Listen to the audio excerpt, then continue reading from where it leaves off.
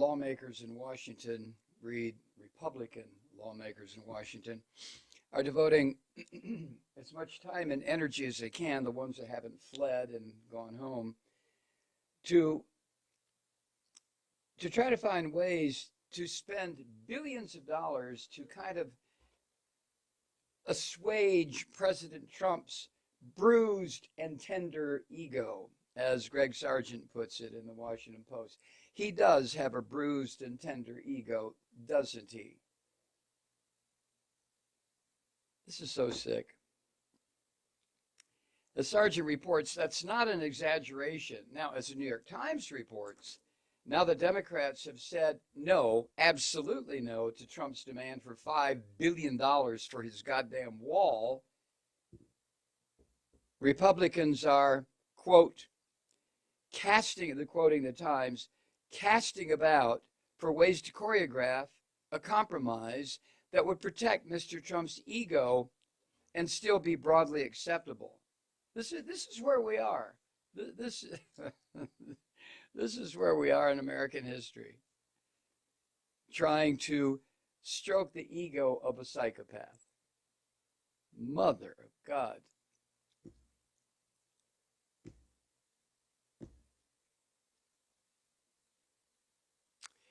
So there's no doubt, no matter who reports it, Times, Post, your mama, there's no doubt that Trump's ego is precisely at the center of this whole stalemate, this whole border wall thing. What is it with this bastard, huh? What is it with his wall?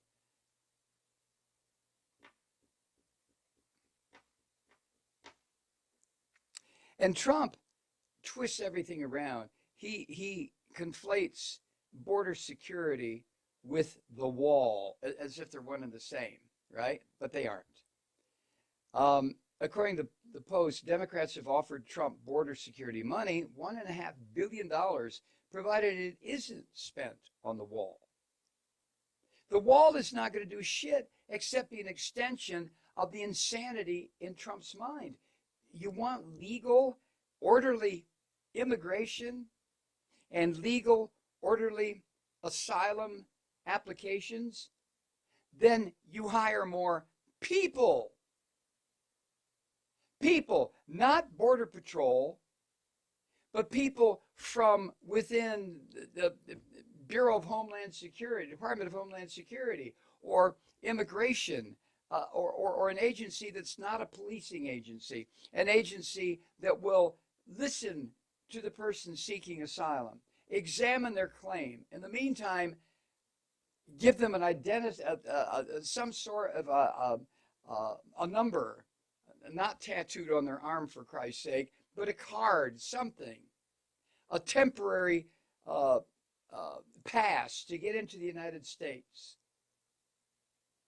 And the bureaucrat says to the asylum seeker, where are you going to live? I'm going to Milwaukee. Okay, here's the name and address of the agent in Milwaukee with the Immigration and Naturalization Agency that I want you to check in with as soon as you get there. This is imperative. Check in. Okay, so the person goes and checks in and then waits a week, 6 months, a year, whatever it is, until his or her case comes up. In the meantime, that person can get a job because they have that card. That person will be paying taxes. That person will be contributing. That person will be establishing some sort of foundation so that when their application for asylum or immigration is finally approved, as it should be unless there's some criminal aspect, they have a life begun. That's too simple. That doesn't include a fucking wall.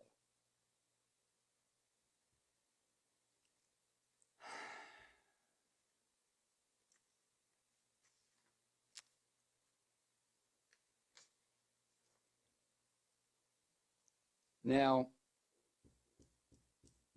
there's another one of Trump's claims regarding the abominable wall, and that is that the military is going to build the wall. The military. And it will be funded by the renegotiated NAFTA, whatever it's called now, the Mexico, Canada, America, whatever the hell Trump decided to name it to get rid of the dreaded NAFTA word, right? Still basically the same thing.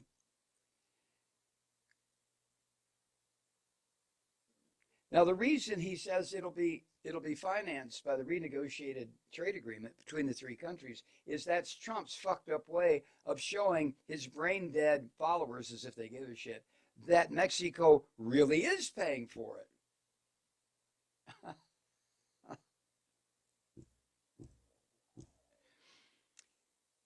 But the math isn't close to credible. As the Post reports, it's highly likely that Trump can't find wall money legally without congressional approval, which Democrats won't grant.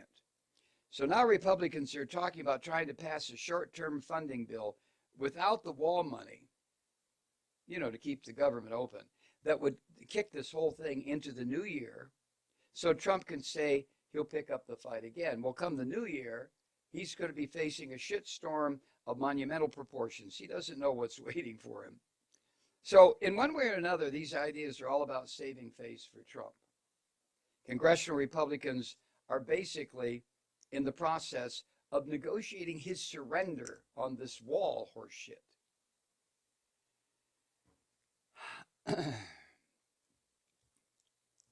Let me finish this wall nonsense up. As the Post reports in another move that implicitly illustrates the folly of Trump's wall stance, we're now learning that the State Department is moving toward committing to spending $5.8 billion on a new Marshall Plan, so-called, for Central American countries that is being championed by the new president of Mexico to address the migrant crisis at its source. It's unclear how much of this proposed funding is new, and details are in short supply. But this is a glimmer of good news. It would spend great sums of money on creating jobs and economic opportunity in Central American countries that have produced the migrant explosion. We destroyed their countries. We fucked up their systems of government. We turned their currency into shit. We took their natural resources. So yeah, doesn't it make sense that we have some sort of a Marshall Plan, so-called, similar to what we did to Europe, for Europe after World War II? As a Post editorial on this plan explains, quote, our best hope of discouraging these migrations is to address what is called the massive opportunity deficit that exists in those countries, which would improve matters, which Trump's fucking wall will not. The wall won't do anything except spend American money and show the world what assholes we are for allowing this freak to order the building of a wall.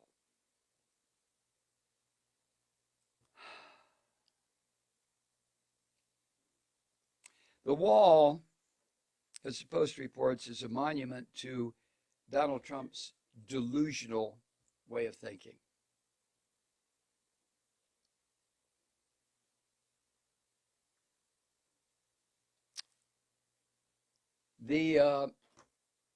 What's key here is Trump's depiction of migrants and their home countries.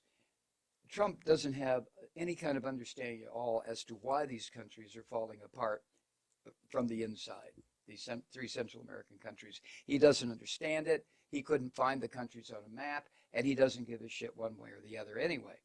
In his announcement speech, when he said he's going to run for president, he didn't just call Mexicans rapists. He also accused Mexico of sending them to the United States, which justified his insistence to the morons who were chanting, build the wall.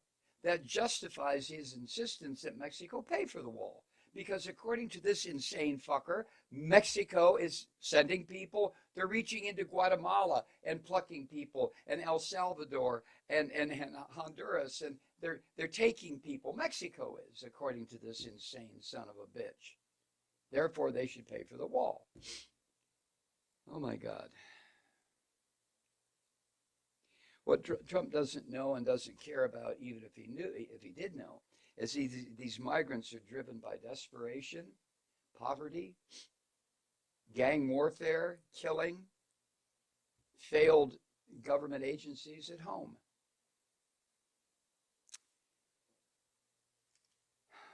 So the wall, this delusional aspect of made real of Trump's fucked up mind, is grounded in the idea that tough, hey, I'm strong, tough deterrence will make migrants say, oh, fuck the United States, I'm going to stay here and watch my children be killed by gangs.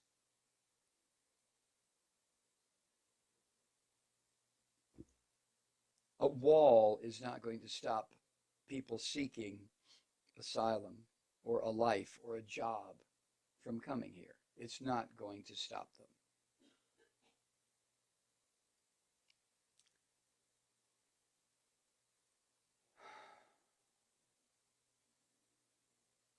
And the Post says, if you squint, you can see signs that members of Trump's administration are trying to approach this whole problem in a saner way than Trump is. Boy, does that sentence say a lot.